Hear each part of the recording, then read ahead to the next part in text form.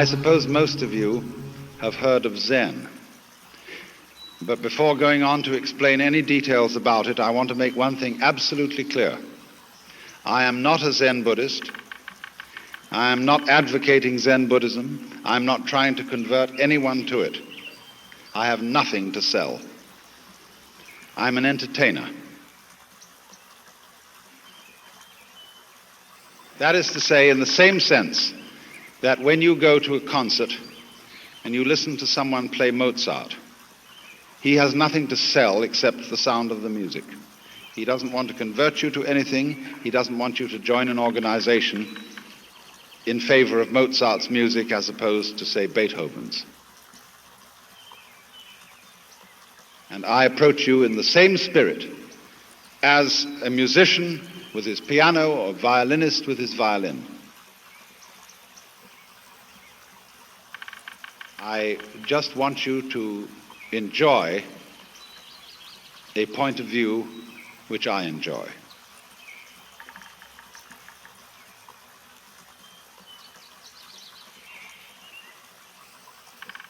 Now then, when that's been said, and I hope it's put your minds at rest, let me give you, first of all, some simple historical information. Zen is a form of Buddhism. It originated in China about 500 AD. And about 1200 AD, it migrated to Japan, where it exists today. And it is it's a way of life that has had an immense influence on the arts and on the culture, the poetry and architecture of the Far East. It has lately become of enormous interest to many people in other parts of the world. Now, normally when one talks about Buddhism, and Zen is a form of Buddhism, it is supposed that you're talking about a religion. And people are apt to classify themselves as Buddhists, as they might say, I am a Catholic, or a Methodist, or a Baptist, or an Episcopalian, or a Jew. But that is rather misleading. Buddhism is not a religion in that sense. If we want to find an equivalent to Buddhism in our society today in the West, probably the nearest thing to it is psychotherapy.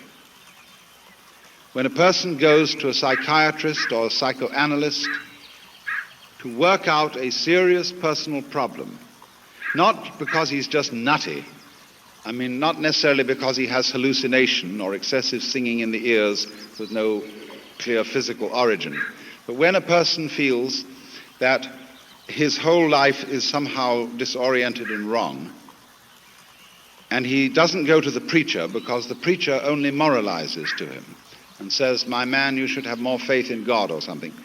So he goes instead to a doctor because in our day, a man with the tag of science on him has more prestige than a man who has the tag of religion. And so when a psychiatrist goes to work on you, his objective is more or less to change your state of consciousness. That is to say, if your state of consciousness, your state of mind, is one of being day after day constantly depressed, the objective of going to a psychiatrist or a psychotherapist is to have your state of consciousness changed to one of happiness. Now, in a somewhat similar way, the objective of Buddhism in all its forms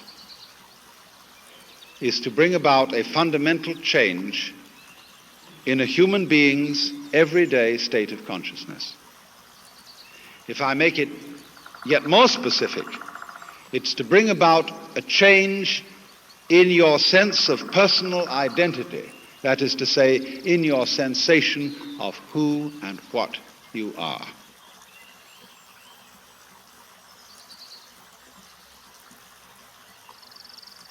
And in this way, Buddhism, which I suppose you know, is a method of changing consciousness, discovered or invented by a man called Gautama, who lived in India shortly after 600 BC, who was given the title Buddha because the word means the awakened one,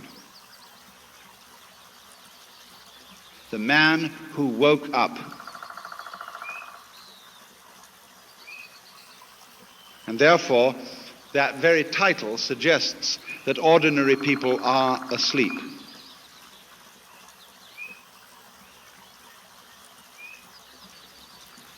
I remember a very wise man who used to give lectures like this. And when he came in, he used to be silent, and he'd look at the audience. And he'd gaze at everybody in the audience particularly for a long time, and everybody would begin feeling vaguely embarrassed. And when he had gazed at them for a long time, he'd say,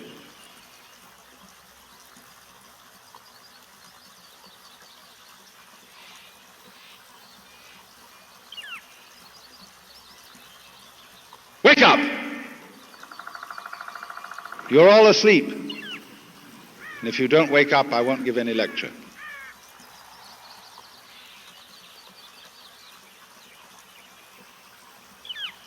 Now, in what sense are we asleep? The Buddhist would say that almost all human beings have a phony sense of identity.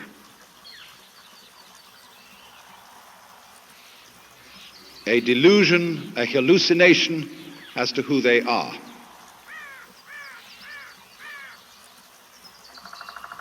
I'm terribly interested in this problem of identity.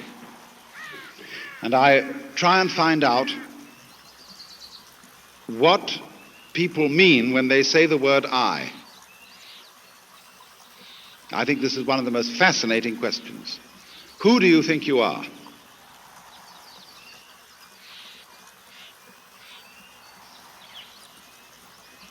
Now, what seems to develop is this.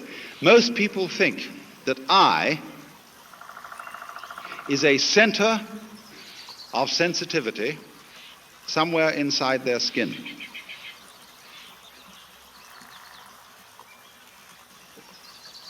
And the majority of people feel that it's in their heads.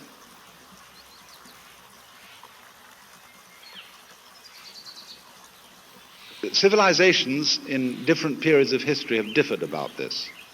Some people feel that they exist in the solar plexus. Other people feel that they exist about here. But in American culture today, or in Western culture in general, most people feel that they exist in here. And there is, as it were, a little man sitting inside the center of the skull. And he has a television screen in front of him, which gives him all messages from the eyeballs. He has earphones on, and that gives him all messages from the ears. And he has in front of him a control panel with various dials and buttons and things which enable him to influence the arms and legs and to get all sorts of information from the nerve ends.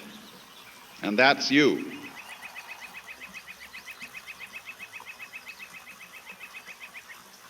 So we say in popular speech,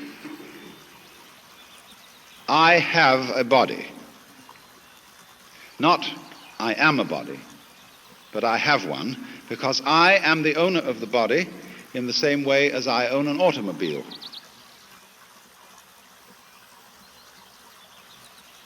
And I can take the automobile to the mechanic, and occasionally in the same way I have to take my body to the mechanic, the surgeon, the dentist, the doctor, and have it repaired. But it belongs to me, it goes along with me, I'm in it. A child, for example, can ask mother, Mom, who would I have been if my father had been someone else?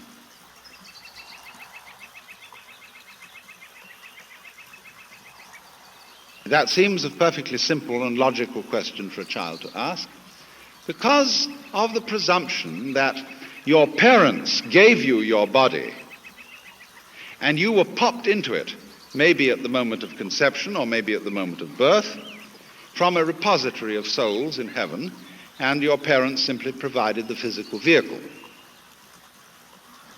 So that age-long idea that is indigenous, especially to the Western world, is that I am something inside a body,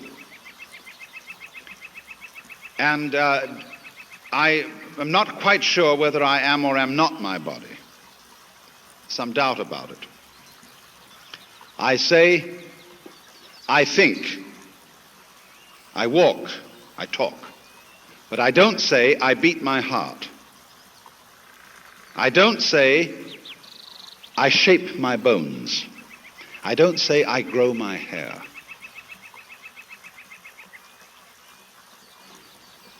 I feel that my heart beating, my hair growing, my bone shaping is something that happens to me.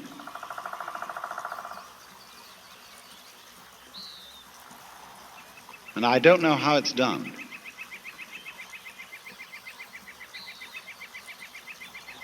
But other things I do.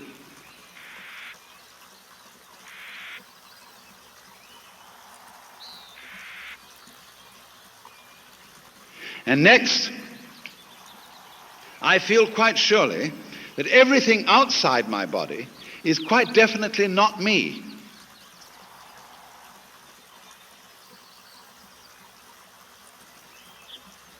There are two kinds of things outside my body.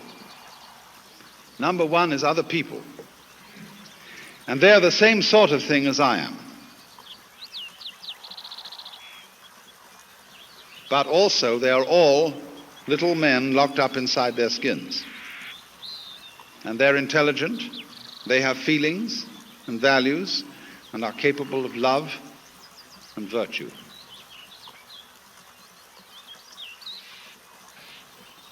But the number two is the world that's non-human, that we call nature. And that's stupid. It has no mind. It has emotions, maybe, in animals, but on the whole it's a pretty grim business. Dog eat dog. And when it gets to the geological level, it's as dumb can be. It's a mechanism, and there's an awful lot of it. And that's what we live in the middle of, and the purpose of being human is, we feel, to subjugate nature, to make it obey our will. And we arrived here, we don't feel that we belong in this world. It's foreign to us. In the words of the poet Houseman, I, a stranger and afraid, in a world I never made.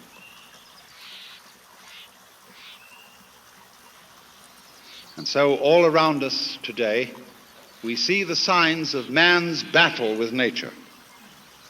I'm living at the moment in a marvelous house in the Hollywood Hills. And we are overlooking a lake. And on the other side of the lake, the whole hill has suddenly been interrupted with a ghastly gash where they have made level lots for building tract homes of the kind you would build on a flat plain. This is called the conquest of nature. These houses will eventually fall down the hill because they are causing soil erosion and they're being maximally stupid. The proper way to build a house on a hillside is to do it in such a way as to effect the minimum interference with the nature of the hill. After all, the whole point of living in the hills is to live in the hills. There's no point in converting the hills into something flat and then going and living there. You can do that already on the ground. So the more people live in the hills, the more they spoil the hills, and they're just the same as people living on the flat ground. I mean, how stupid can you get?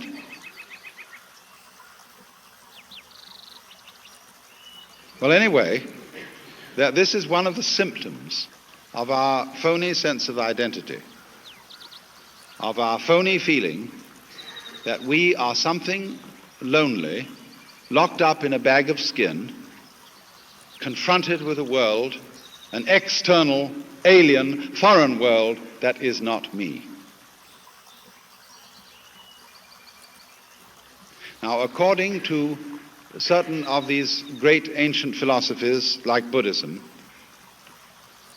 this sensation of being a separate, lonely individual is a hallucination.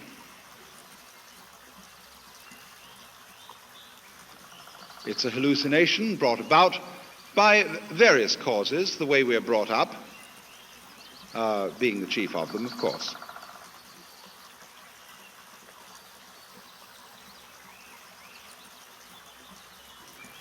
I remember as a child, and you probably have very similar memories to mine, that all our parents were desperately interested in identifying us. Don't you remember that sometimes you went out and played with other children, and there was someone in the group of other children you admired and looked up to, and you came home imitating the mannerisms of that other child? And your mother said to you, Johnny, that's not you, that's Peter. And you felt a little bit ashamed, because somehow you had let her down. She wanted you to be you, her child, and not Mrs. Jones's child, Peter. And so in many ways, we are all taught this. For example,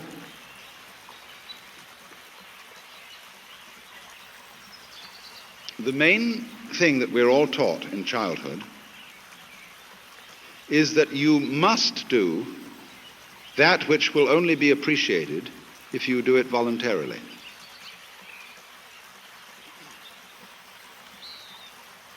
Now, darling,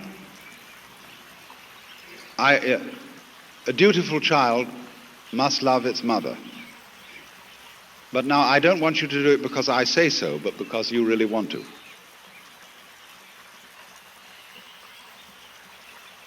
Or you must be free. See, this comes into politics. Everybody must vote. You see, imagine you're members of a democracy, and you must be members of a democracy. See, you're ordered to. Crazy. Also, thou shalt love the Lord thy God. Is that a commandment or a joke?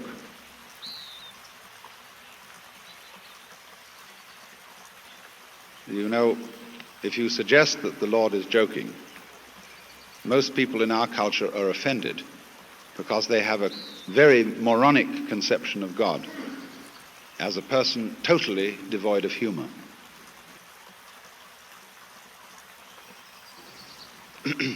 But the Lord is highly capable of joking, because joking is one of the most constructive things you can do. So, when you are told who you are, and that you must be free, furthermore that you must survive, you must go on living, and that becomes a kind of compulsion, you get mixed up. It's very simple. Of course you get mixed up. If you think you must do something, which will only be the thing required of you if you do it freely.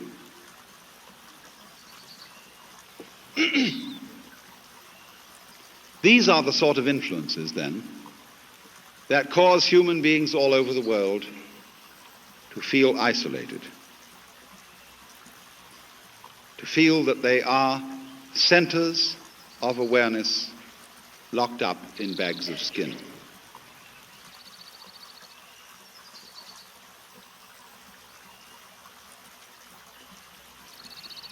Now, this sensation of our identity can be shown and demonstrated to be false by some of the disciplines of our own science. When we describe a human being or any other living organism from a scientific point of view, All that means is that we're describing it carefully.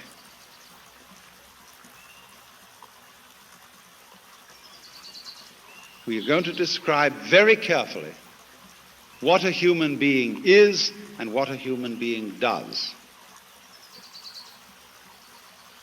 All right.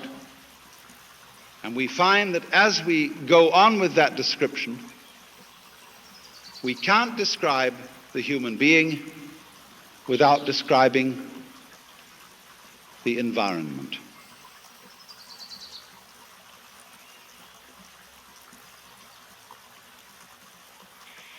We can't say what a human being is doing without also saying what the world around him is doing.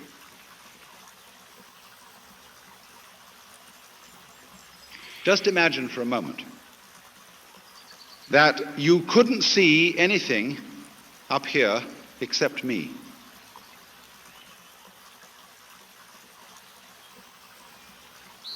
You couldn't see the curtains behind me. You couldn't see the stage. You couldn't see the microphone. You could only see me. That was all you could see. What would you be looking at? You wouldn't see me at all, because you wouldn't see my edges. And my edges are rather important for seeing me. My edges would be identical with the edge of your eyesight, with that vague oval curve which is the field of vision. And what you would be looking at would be my necktie, my nose, my eyes, and so on, but you wouldn't see my edges. So you'd be confronted with a very strange monster, and you wouldn't know it was a human being. Because to see me, you need to see my background. And therein lies a clue of which we are mostly ignorant. In Buddhist theory, the cause of our phony sense of identity is called avidya, and that means ignorance, although it's better to pronounce it ignorance.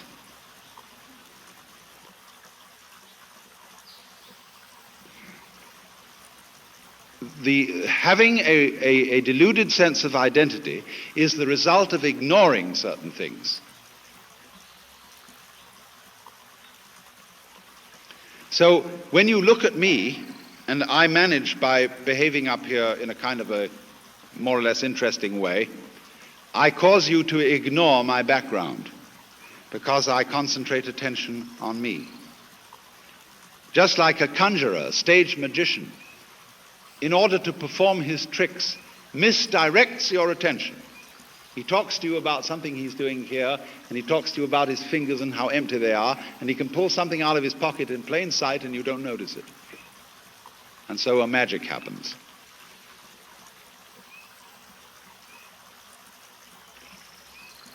That's ignorance. Selective attention, focusing your consciousness on one thing to the exclusion of many other things. So in this way, we concentrate on the things, the figures, and we don't concentrate on the background. And so we come to think that the figure exists independently of the background. But actually, they go together. And they go together just as inseparably as backs go with fronts, as positives go with negatives, as ups go with downs, and as life goes with death. You can't separate it.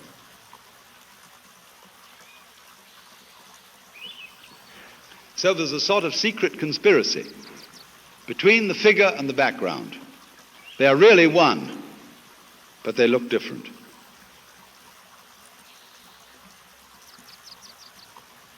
They need each other.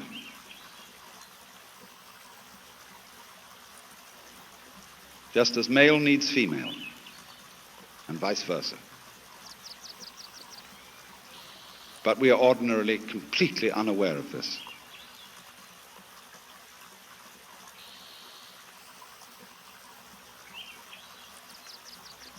So then, when the scientist starts paying attention to behavior of people and things carefully,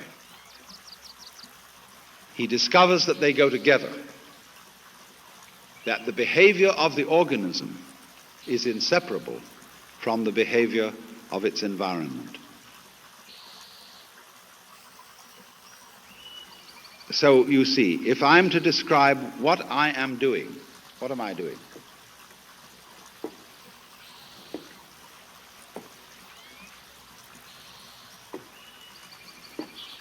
Am I just waving my legs back and forth?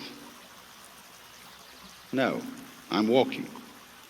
And in order to speak about walking, you have to speak about the space in which I am walking, about the floor, about the direction, left or right, in relation to what kind of room, what kind of stage, what kind of situation. Because if there isn't a ground underneath me, I can't very well walk.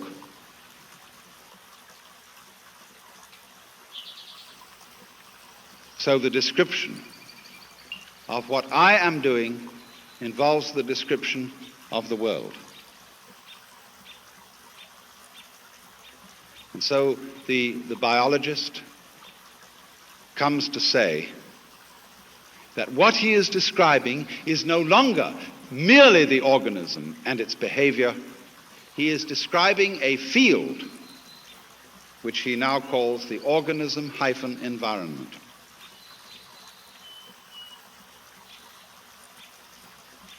And that field is what the individual actually is.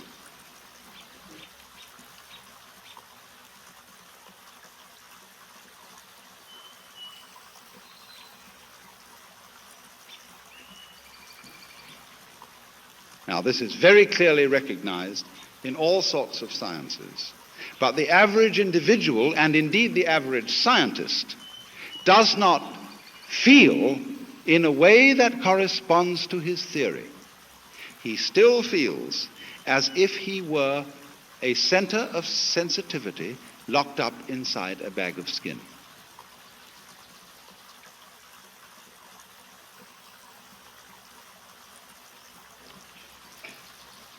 The object of Buddhist discipline, or methods of psychological training, is, as it were, to turn that feeling inside out, to bring about a state of affairs in which the individual feels himself to be everything that there is.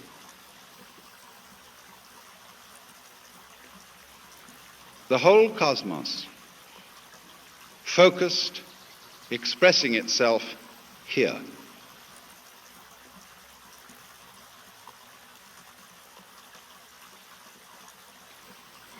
And you, as the whole cosmos, expressing itself there and there and there and there and there and so on.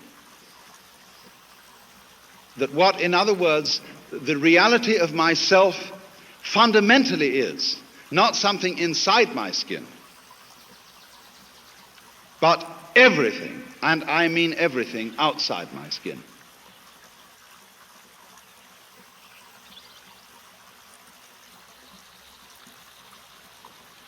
But doing what is my skin and inside it.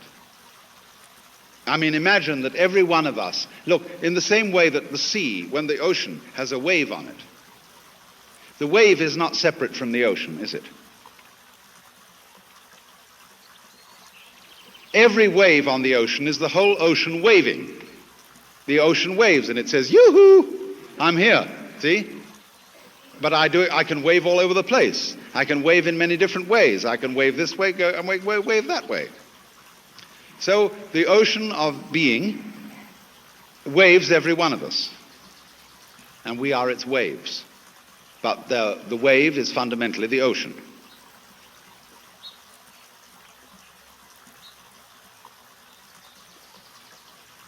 Now,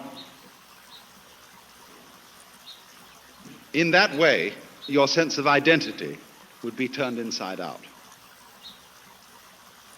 You wouldn't forget who you were. You wouldn't forget your name and address, your telephone number, your social security number, and what sort of role you're supposed to occupy in society. But you would know that this particular role that you play, this particular personality that you are, is superficial, and the real you is all that there is.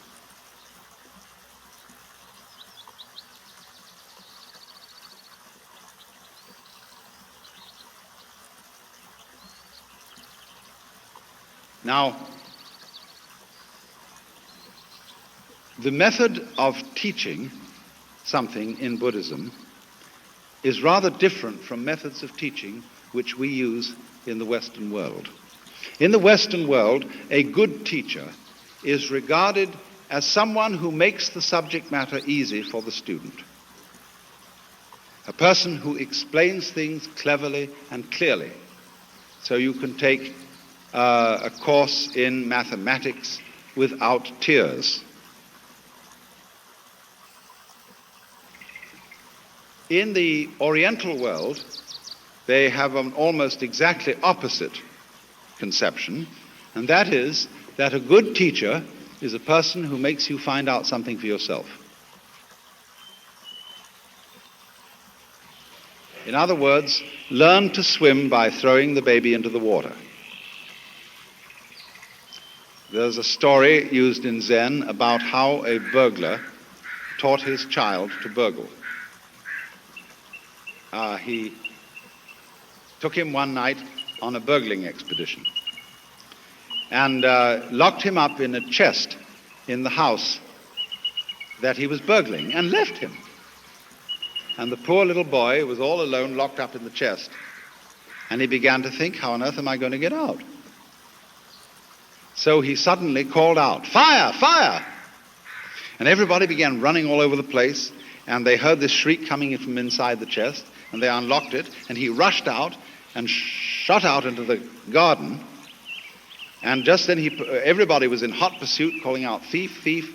And he went by a well, and he picked up a rock and dropped it in the well. And everybody thought, the poor fellow has jumped into the well and committed suicide. And he got away. He got home, and his father said, "Congratulations, you have learned the art."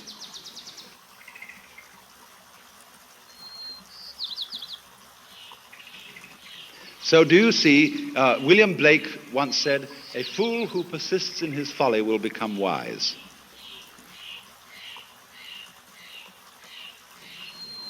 And so the method of teaching used by these great Eastern teachers is to make fools persist in their folly, but very rigorously and very consistently and very hard. So then, if I may now, having given you the analogy, the image, let's go to the specific situation. Supposing you want to study Buddhism under a Zen master, what will happen to you? Well, first of all, let's ask the question, why would you want to do this anyway?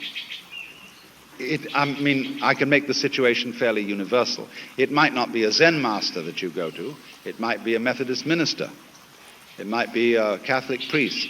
It might be a psychoanalyst. But what's the matter with you? Why do you go?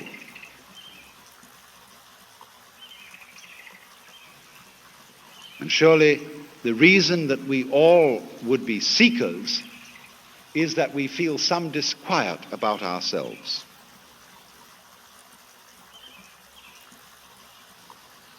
Many of us want to get rid of ourselves. We can't stand ourselves.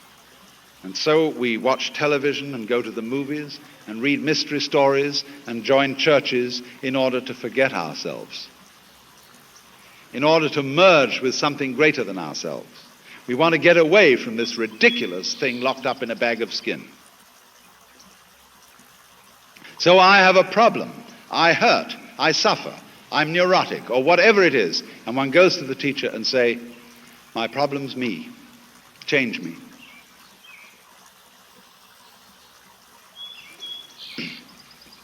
Now, if you go to a Zen teacher, he'll say, well, I have nothing to teach. There is no problem. Everything's perfectly clear.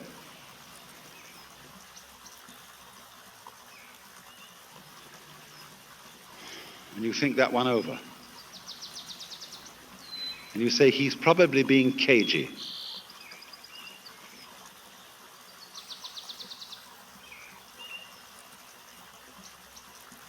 He's testing me out to see if I really want to be his student. So I know, according to everybody else who's been through this, that in order to get this man to take me on, I must persist. Do you know our saying, anybody who goes to a psychiatrist ought to have his head examined? There's a double take in that saying. So in the same way, anybody who goes with a spiritual problem to a Zen master defines himself as a nut. And the teacher does everything possible to make him as nutty as possible. But the teacher says, quite honestly, I haven't anything to tell you. I don't teach anything. I have no doctrine. As I said to you in the beginning of this talk, I have nothing whatsoever to sell you.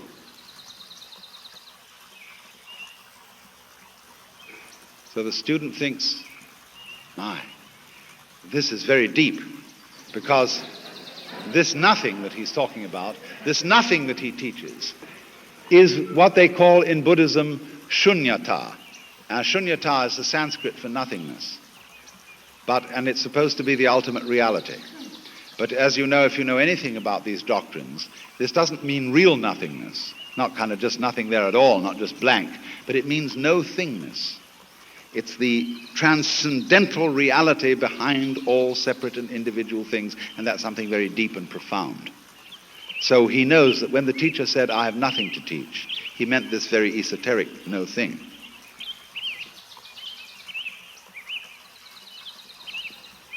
Well, he might also say then, if you have nothing to teach, what are all these students doing around here?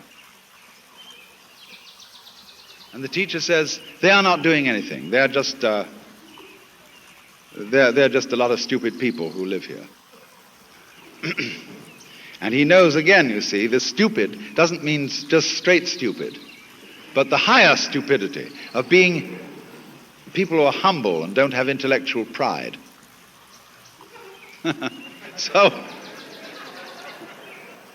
finally, the student, having gone out of his way to define himself as a damn fool in need of help, he's absolutely worked himself into this situation. He's defined himself as a nut. And then the teacher accepts him. And the teacher says, now, I'm going to ask you a question.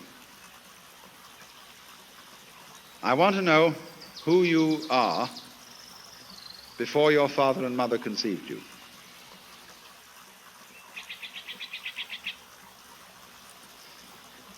That is to say, you've come to me with a problem, and you've said, I have a problem. I want to get one up on this universe. Now, who is it that wants to get one up? I mean, who are you? Who is this thing called your ego, your soul, your I, your identity, for whom your parents provided a body? Show me that. And he says further, I'm from Missouri, and I don't want any words, I want to be shown. So the student may open his mouth to make an answer, but the teacher says, not yet. You're not ready. And he takes him back and introduces him to the chief student, all those so-called Zen monks who live together. And the chief student says, now what we do here is so and so, we have this discipline, but the main part of the discipline is meditation. And we all sit cross-legged in a row, and we do that. and you sit cross-legged and you learn how to breathe and be still. In other words, to do nothing. But you mustn't go to sleep, and you mustn't get into a trance. You have to stay wide awake, not thinking anything, but perfectly doing nothing. And there's a monk walking down all the time with a flat stick, rather long, about so long. And if you go to sleep, or if you get into a trance, or if you get dreamy, he hits you on the back, so that you'll stay quite clear and wide awake, but still doing nothing. And the idea is that out of this state of profoundly doing nothing, you will be able to tell the teacher who you really are. In other words, the question, who are you before your father and mother conceived you, is a request for an act of perfect sincerity and spontaneity. As if I were to say to you, look, will you be absolutely genuine with me? No deception, please.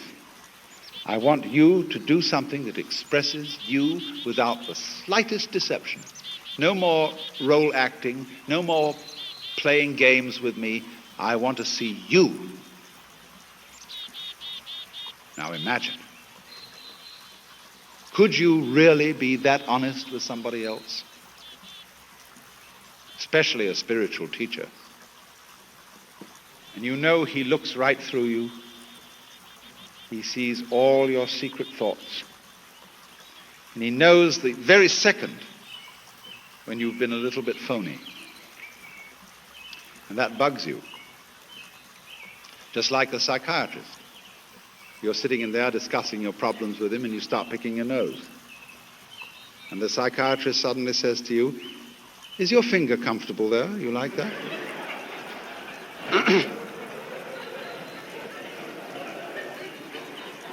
And you know your Freudian slip is showing.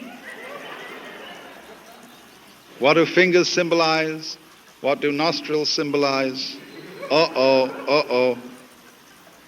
And then you quickly put your hand down and sort of...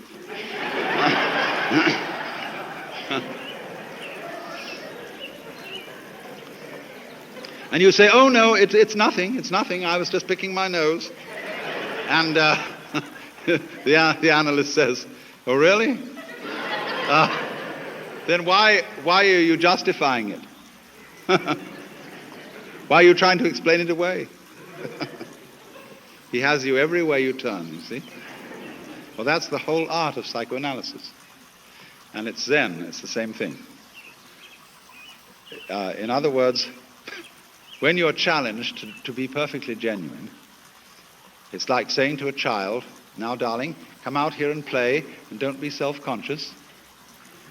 Or it's like I would say to you, now look, if you come here tonight at exactly midnight and put your hands on this stage, you can wish and have granted any wish you want, provided you don't think of a green elephant. And so everybody will come, they'll put their hands here, and they will be very careful not to think about a green elephant.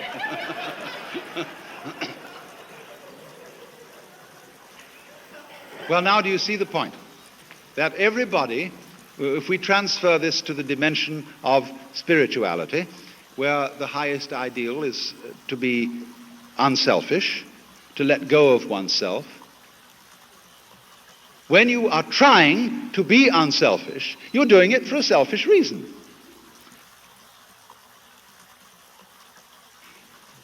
You can't be unselfish by a decision of the will, any more than you can decide not to think of a green elephant. There is a story about Confucius, who one day met Lao Tzu, who was a great Chinese philosopher. And Lao Tzu said, "Sir, what is your system?" And Confucius said, it is charity and love of one's neighbor and elimination of self-interest. Lao Tzu said, "Stuff and nonsense. Your elimination of self is a positive manifestation of self. Look at the universe. The stars keep their order. The trees and plants grow upwards without exception. the waters flow. Be like this. All your nonsense about elimination of self is like beating a drum in search of a fugitive.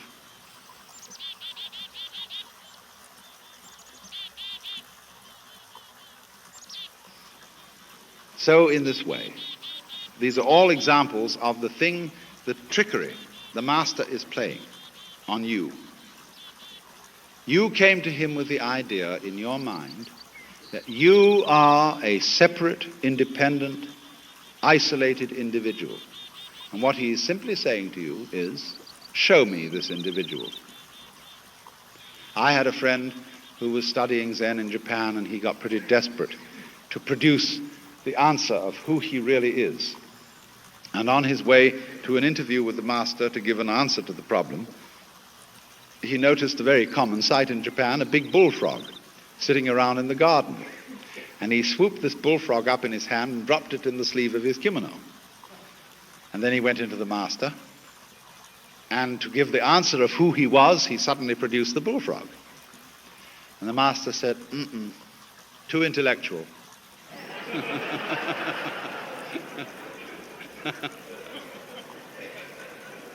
In other words, this answer is too contrived. It's too much like Zen. You've been reading too many books. It's not the genuine thing.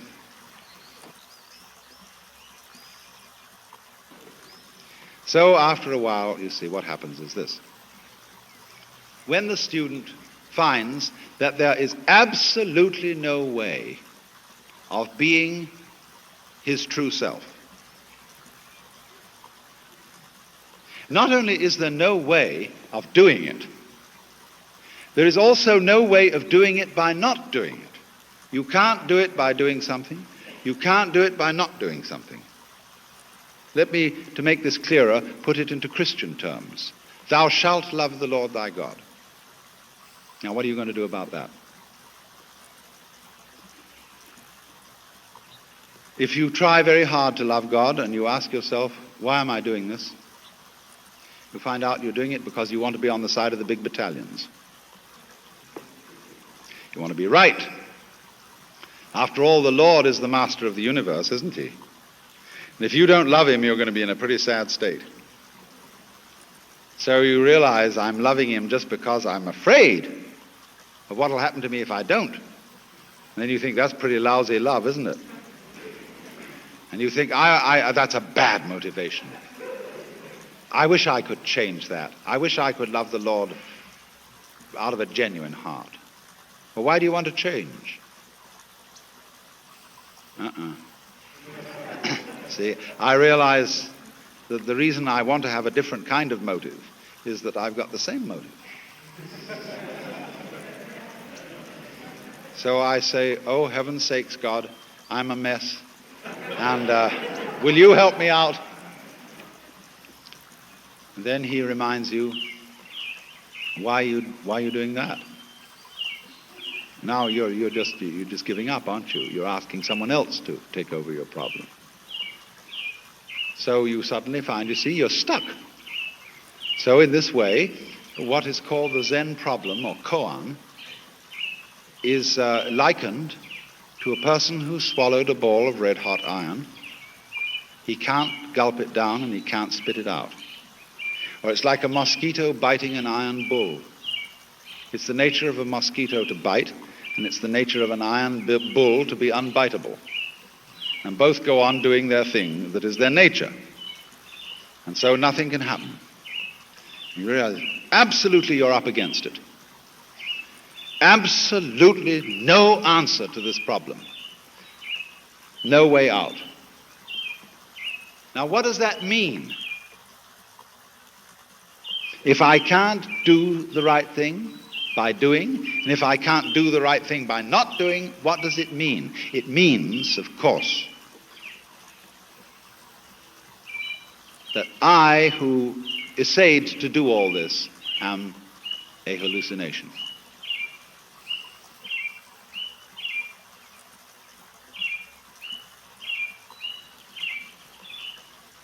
There is no independent self to be produced. There is no way at all of showing it, because it isn't there. So you recover from the illusion. You suddenly wake up and think, oh, what a relief. And they call that satori. That's awakening, the first step in awakening.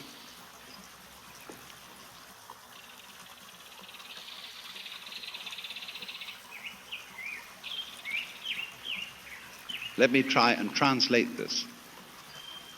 When this kind of experience happens, you discover that what you are is no longer this sort of isolated center of action and experience locked up in your skin.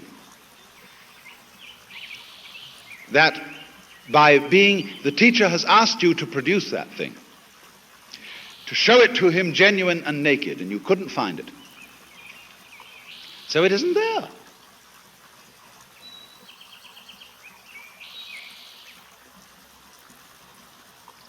And when you see clearly that it isn't there, you have a new sense of identity. And you realize that what you are is, as I said, the whole world of nature doing this.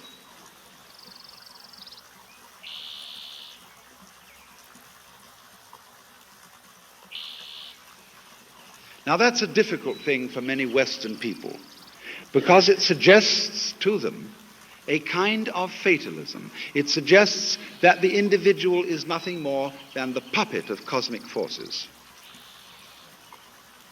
So in the same way, when your own inner sense of identity changes from being the separate individual to being what the entire cosmos is doing at this place, you become not a puppet, but more truly and more expressively an individual than ever. This is the same paradox which the Christian knows in the form, whosoever would save his soul shall lose it. Now, I think that this is something of very great importance to the Western world today, because we have developed an immensely powerful technology. We have stronger means of changing the physical universe than has ever existed before. How are we going to use it? There is a Chinese proverb that if the wrong man uses the right means work in the wrong way. Let us assume that our technological knowledge is the right means. What kind of people are going to use this knowledge? Are they going to be people who hate nature and feel alienated from it?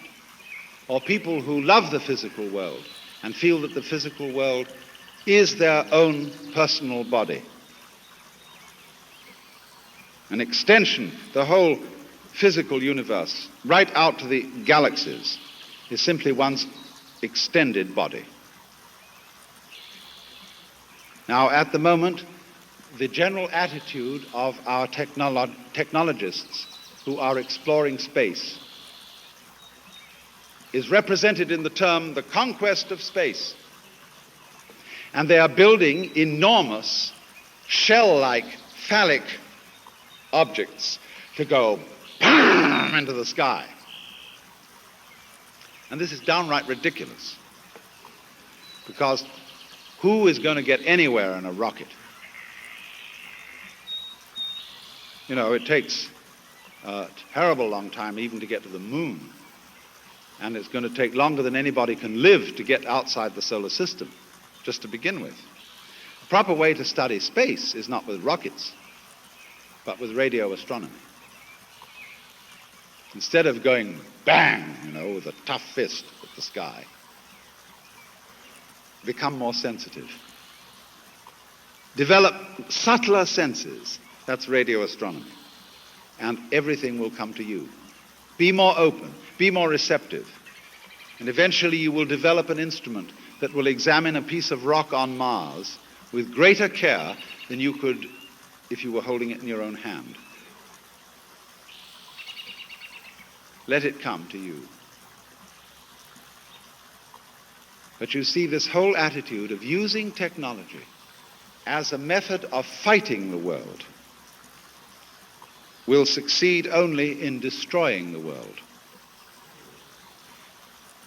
as we are doing with absurd and uninformed and short-sighted methods of getting rid of insect pests, of forcing our fruit and tomatoes to grow, of stripping our hills of trees, and so on, thinking that all this is some kind of progress when actually it is turning everything into a junk heap. It is said, you know, that Americans who are in the forefront of technological progress are materialists. Nothing is further from the truth. American culture is dedicated to the hatred of material and to its transformation into junk. Look at Los Angeles. Does it look as if it was made by people who loved material? It's all made out of ticky-tacky, which is a combination of plaster of Paris, paper mache, and plastic glue, and comes in any flavor. The important lesson, in other words, is technology and its powers must be handled by true materialists. And true materialists are people who love material, who cherish wood and stone and wheat and eggs and animals and, above all, the earth, and treat it with the reverence that is due to one's own body.